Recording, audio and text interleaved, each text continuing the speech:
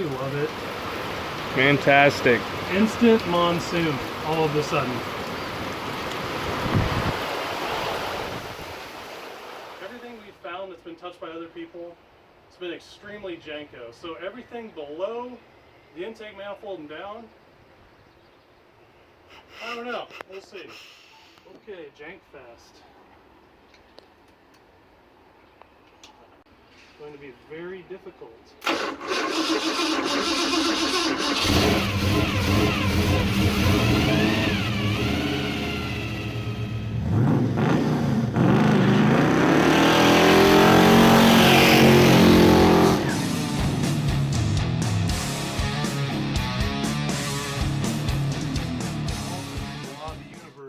If you get excited about something and think it's going to be fine, it never is. So I'm hopeful here, but just had to go and run my mouth, get overly excited. Oh, we're in for a good time. Yay. Yay. And the moment I've all been waiting for. And it looks valve spring. So I got a valve spring seat pressure tester here, and what I'm looking for is just the moment when that valve starts to open. You can see we got a nice little lever arm on the rocker arm down there. So it is older units. They're probably a little pre-stretched as it is. It don't take too much, a big torque bar like this, to get to 22. So again, you know, the biggest thing with these V-style engines is folks mess up the intake installation. So what I like. All right, here we are. Day 3, I guess. So today we're going to start the thing up. I know all you guys have been whinging and complaining that, you know, we haven't done it, but we've been real busy here at work with R&D projects and whatnot, and just haven't had a moment during lunch to do this thing. So we're trying to race the rain here, because one thing, if you don't live in the Midwest, it's like Alaska in the winter, and then in the summer it's like Louisiana. So I don't know, it's like 1,000,000 degrees, 1,000,000% humidity, you know, par for the course. So with that, let's jump right into this thing. Alright, so if you remember from our last video, went through everything, figured out what was wrong. That's not where the prop goes, there we go. And found some lifters that were all messed up. We replaced all the lifters and then reinstalled the intake manifold. So today we got to drop our distributor in, I guess, get everything timed, put our carb on, do our fuel lines, and then you know, we're pretty much there. I think shouldn't have any issue lighting it off.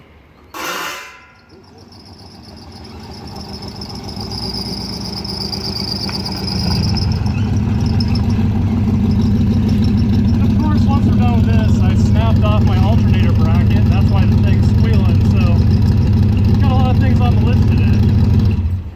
I don't know why I always drive stuff like this. I don't know, guess I'm just a glutton for punishment. But we had all the stuff in here, so it just made sense to pull it around. Timing light, Janko Walmart tools, that's all we need. It's fine. Yeah, check out that guy right there. Snapped off on D-cell getting off the interstate here on my way into work today. Good. It's a nice unit, so it'll be fun. It's all a good time. So what are you doing there?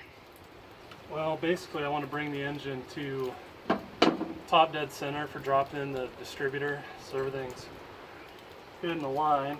So I'm just turning it over. I got the valve cover off so I can see the valve train. The other way is you can put your thumb on the spark plug hole, and when it starts blowing air on cylinder number 1 past your thumb, you know you're on the compression stroke of cylinder 1, and then you can look at your harmonic balancer to see when TDC comes up, because technically the crank rotates twice every one time the cam does.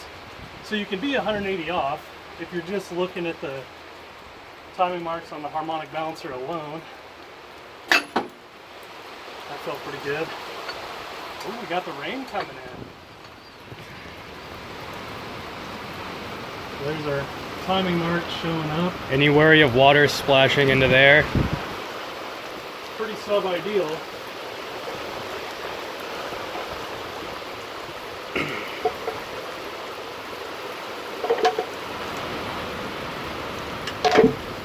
Oh, Iowa, how we love it. Fantastic. Instant monsoon all of a sudden.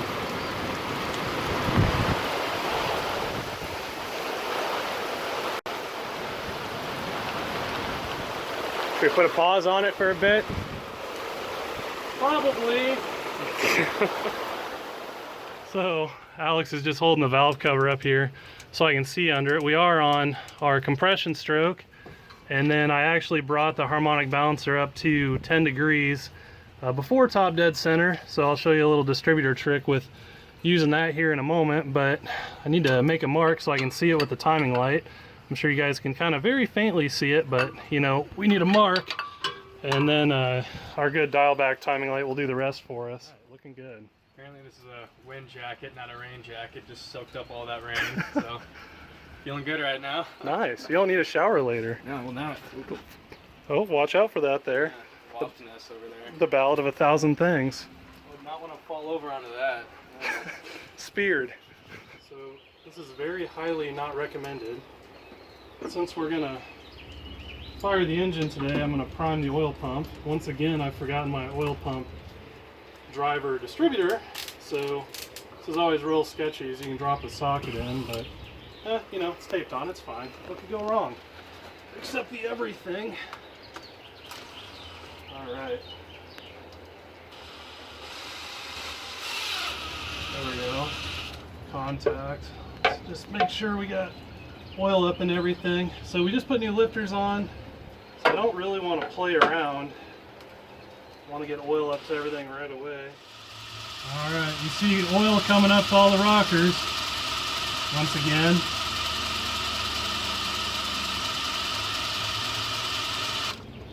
Alright, I'm cool with that. Again, I super, absolutely 1000% do not recommend ever priming an engine with a drill. So we're on a very high risk of dropping a socket in. If someone didn't put the Tinnerman collar or took it off of the oil pump drive, you can pull the oil pump driver out of there. It's just pretty frightening. So we got away with it, and hopefully I never do that again in my life. So I definitely don't do that, but it worked. So we got oil up to everything, and so I know everything's primed because we just want to have oil pressure the moment it fires up. So typically I do that the day that I start something. So with that, I've got the permanent marker here. Gonna make a mark at TDC.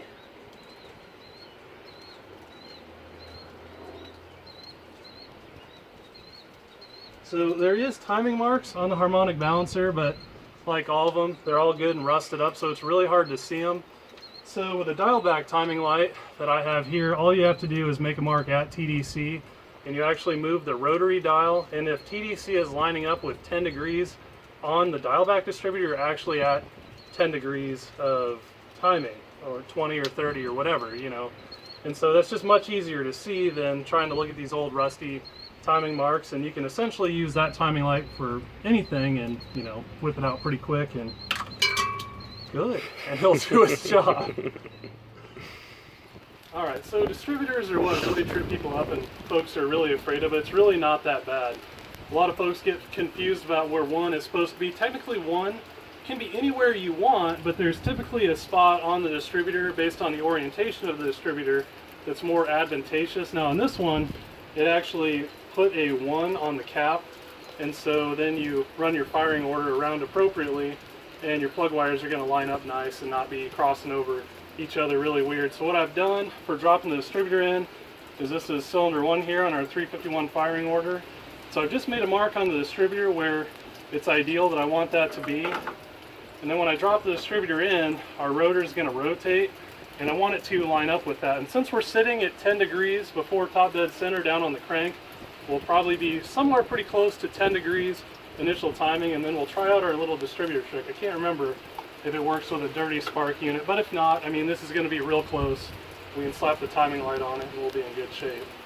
So with that, and Fords are really fun because you have to clock the oil pump drive shaft. It's kind of a hex pattern down in here. So I typically want my vacuum advanced canister kind of pointing in this direction, that way it can rotate and not run into anything, lock us up. So we're just going to try and pre-clock it a little bit, and oftentimes you got to do this a few times. No way, that never happens. Okay, apparently I had my oil pump drive shaft clocked perfectly to start out with,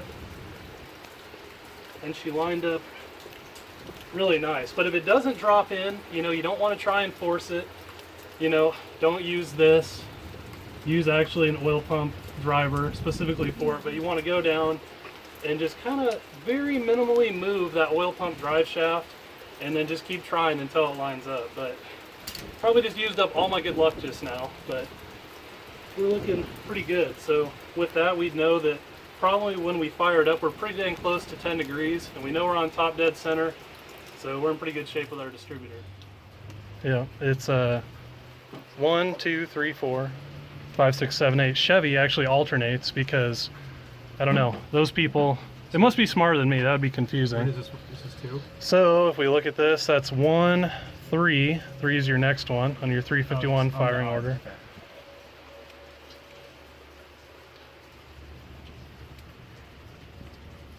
Okay. I think that's clicked in. This is 3, actually. Oh shit. Yeah, on Fords, here's a good depiction, I guess. Got a nice little GIF? What do you call those? I don't know. GIFs. All right, well, it's a little Jiffy peanut butter guy here. 1, 2, 3, 4, 5, 6, 7, 8 firing order. All 351 Windsors have this firing order, same as the LS, since Chevy thought it pertinent to copy the Windsor series because it was so good for their LS engine. Oh yeah, I need to tell you stuff. Okay, 1, 3, 7, 2. That's 2. And then your other one's going to be 4, because that's going to be 8.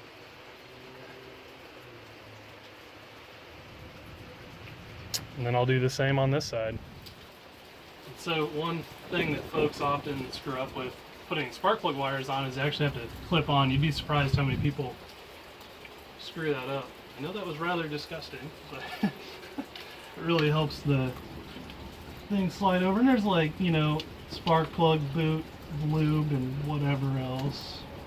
And this conversation's gonna devolve really quick, so I don't know, just make sure the thing clicks on, okay? Alright. And we will loom these. You know, I know you all have seen my Maverick and how I never loom the wires, because I don't care, but for Alex, we'll eventually do it. We're just gonna make sure it fires up clean first. God dang, these pre-cut to length wires are always so dang long. Alright, so all that's done. We're getting close. Okay, if this runs, this is gonna be a miracle. This wiring, dude, is so hacked. There's a bunch of butt connectors right up to the coil here. A bunch of cut wires just everywhere.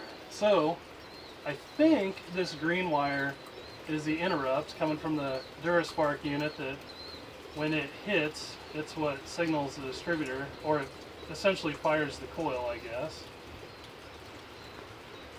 If we can get that on there. This random loose wire was probably the tack. It also goes on the negative lead that tracks that negative interrupt. And then this was probably the power lead for the coil from a keyed source. Oh, and even these nuts are nice and stripped. Okay. So definitely, if it runs good, we're gonna redo this. I don't know. I don't really like DuraSparks. They just have a way of going out, and if Oh no. Merk.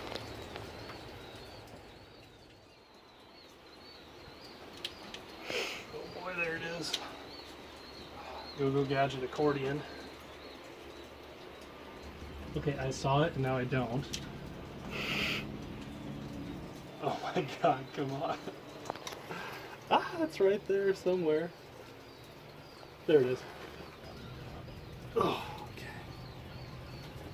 Let go of my shirt. What I was trying to say is I don't like DuraSparks, and we're going to get rid of this thing before my awesome debacle right there. So anyway, back to business as usual. Alright, time to fill the cooling system here. So this is one of those things that folks, you know, I wouldn't say they mess up, maybe they struggle with perhaps. You just want to make sure, especially when you're breaking in a cam, you want to make sure the cooling system is completely filled. You don't want to be chasing overheating and everything else if you can help it. And so a trick to purge all of the air out of the engine, and it's not too crazy or scientific, you just leave one of the upper radiator hose, or if you don't have that, you know, like the the plug where the radiator hose would be for the heater core. Just leave that loose and it gives the air somewhere to purge, and then when you start to see coolant come out of there, you know that your engine is, if not totally full, pretty dang full, and you're not going to have any issues. And I did not bring a funnel. Good. Oh, yep, there we go. There we go. Good.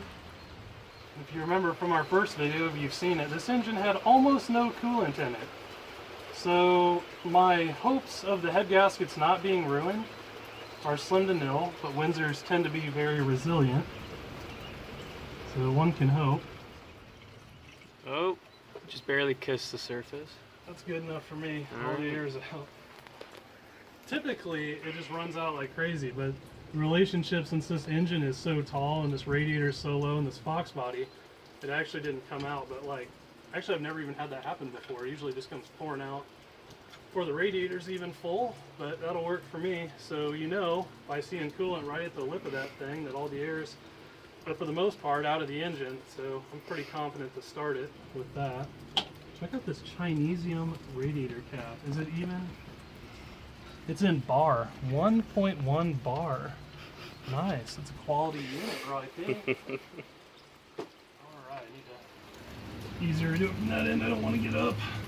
I hurt my back really bad the other day, so it's been kind of an experience. I feel like Yoda hobbling around. Tighten this hose clamp, I must. I would fire me just for saying that. Oh man.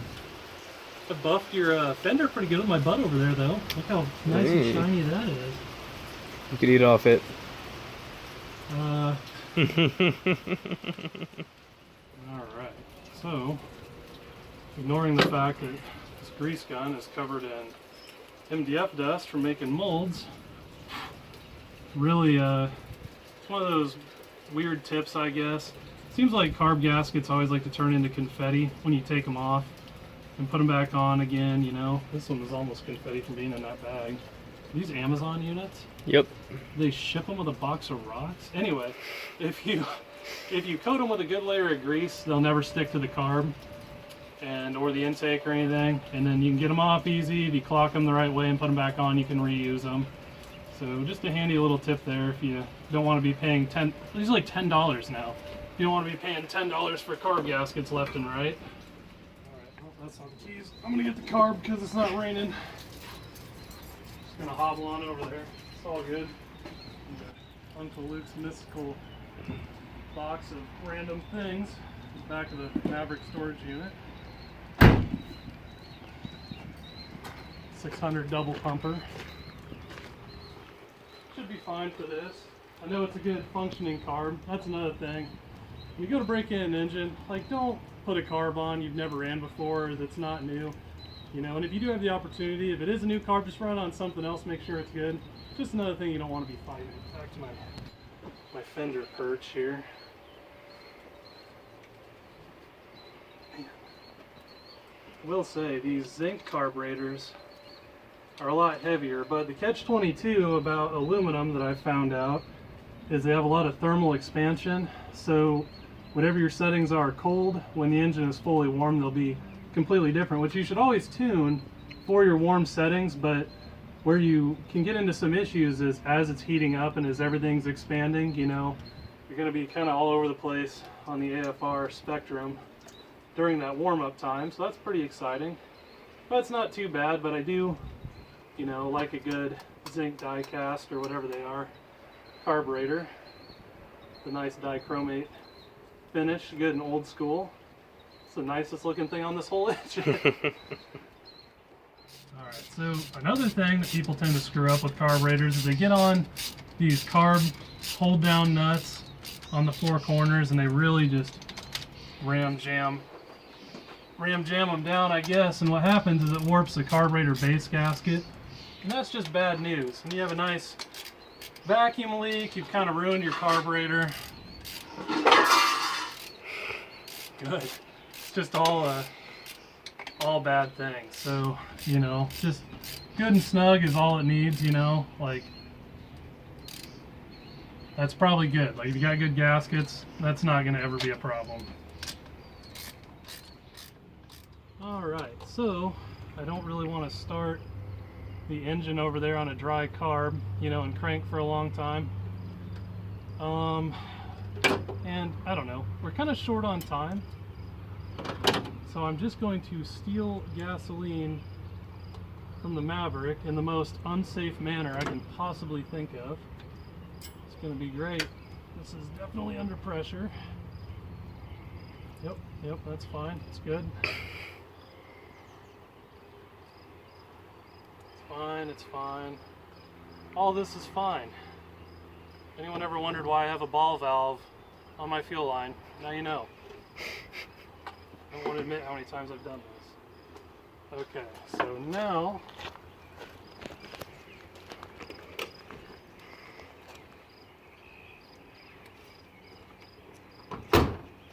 keys on.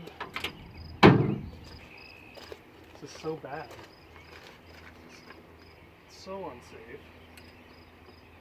Get this just barely open.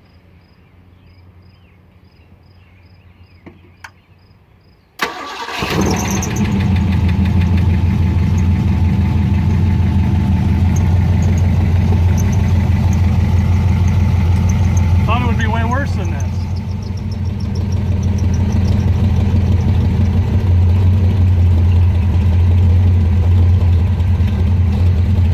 There it goes, she's dying.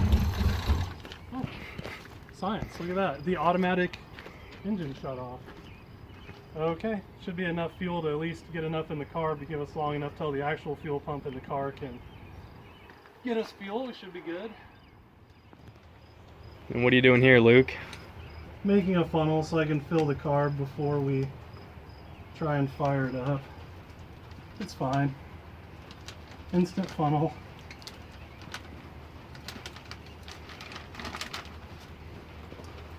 Alright.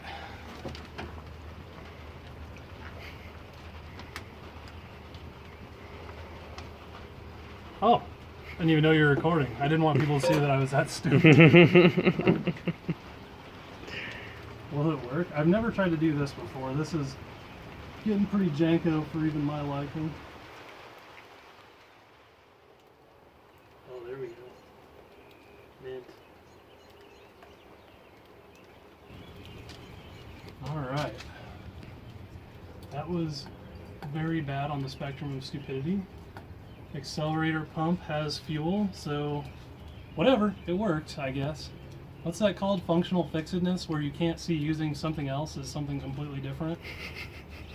Probably wouldn't recommend what I did yet again, but it's fine. It's fine. It's good to go. Also, the one thing that we discovered is the battery is completely dead. So all you guys that commented about us leaving the battery terminals hooked up, you win, you win, you win. Just enjoy it. You won for once. So, all right. Jump it or charge it. Let's just jump it. It's fine.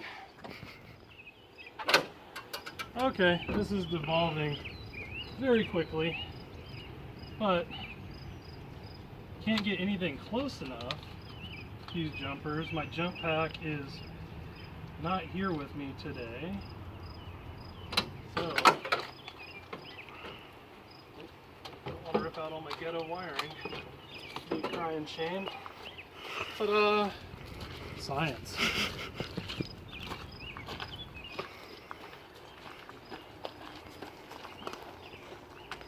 What is it? Positive to negative? Negative to positive? That's how it works, right? That's correct. I just checked the wiring diagram. Okay. That's how the internet said to do it, so it must be right, obviously. We got the jump pack charged up and on it now today, which should be easier.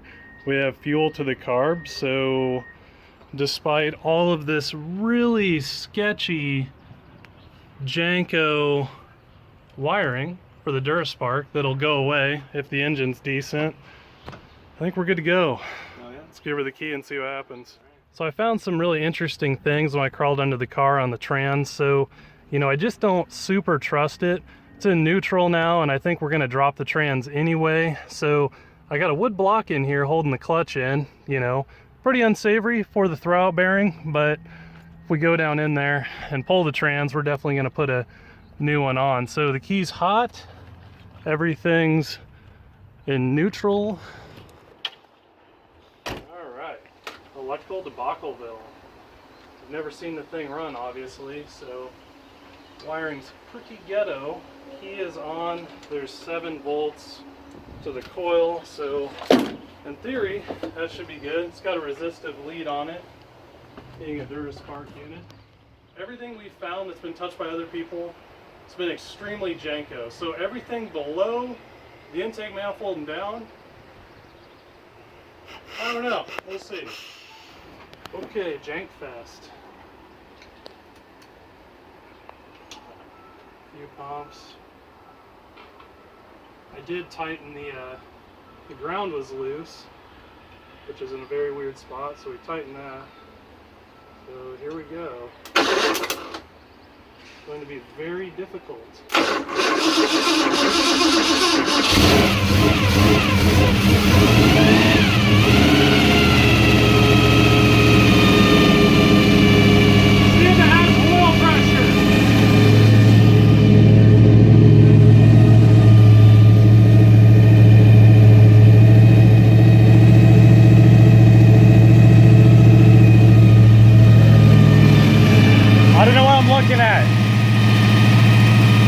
Something's smoking. All the oil on the headers. Can you hold this right here? Yeah.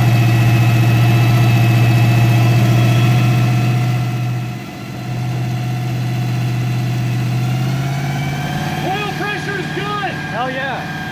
It's next to the tank. Okay. Take a look at it. Okay. And then watch the temp. Okay.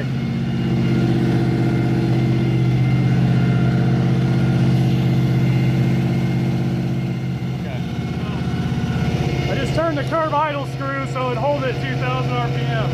This is always the most frightening part of an engine fire up is the cam break in.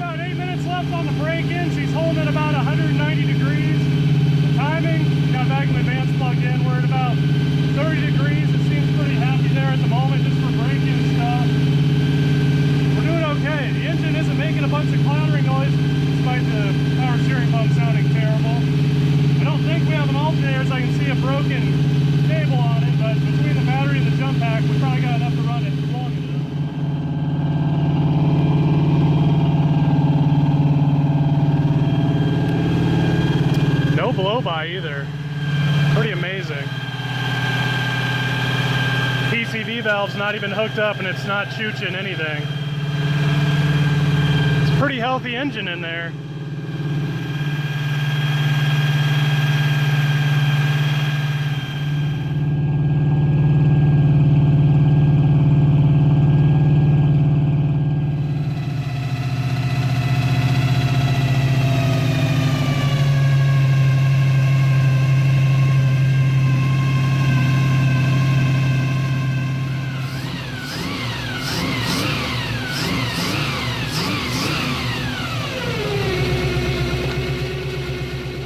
Alright my friends, that's going to do it for Alex and I today. We got to go in and run the CNC machine here, but she broke in nice. Everything's good. Temp was good. It wasn't chooching any oil out of the breathers, and the PCV valve isn't hooked up, so I mean if it had a lot of blow by it totally would. the exhaust cleaned up pretty quick, you know, and it's good and clean. And honestly, there's no valve train noise under the hood. Fired right off with the key. Well, not with the key, but as soon as we could turn the starter, it fired right off. So I think it's going to be a good engine. The question is about the trans. We noticed some weird stuff on it. There's a crack in it and some other things. So in our next video, we're going to tune this thing for driving, take a look at all that, and hopefully put it around and see what we think about the thing. But I think this confirms we got a good engine, and all of our Janko valve train work worked out, I guess. Good enough. I wouldn't recommend doing it how we did it, but you know, it was fine. So anyway, I'll catch you guys for the next one. Thanks for coming along.